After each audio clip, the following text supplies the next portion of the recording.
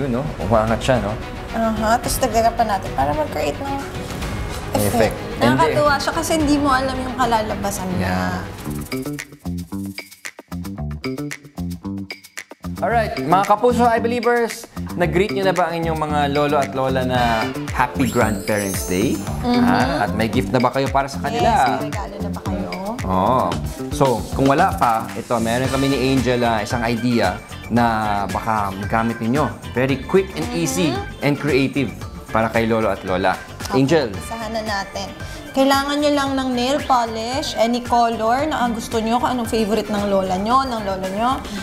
Stick, mug, of course, ang pinaka-importante, and gloves para lang hindi kayo madumihan. Tsaka warm water. Warm water. Warm water sa container. Ayan. Big enough container. Diba? Para kasya yung pwede natin i-dip yung mug mamaya so, dyan. So, kakalabasan yan. Sige, so drop tayo. Pink. Pink muna. Yan. Yan, nagsaspread siya, nagpa-float siya. Diba? So, lang muna. Ayan. Yun, no? Umangat siya, no?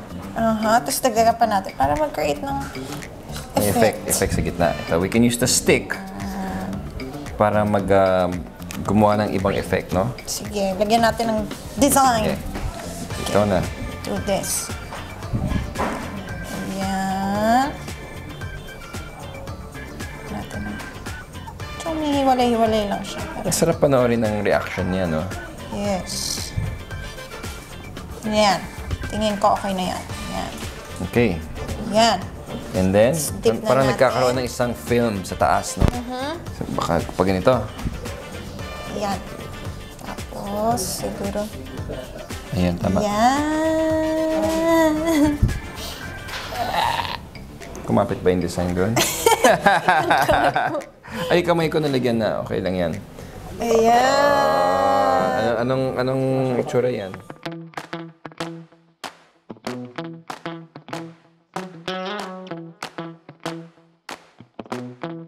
Tadan!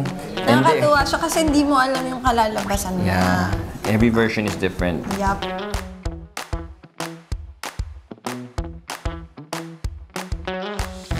Happy Grandparents Day! I believe!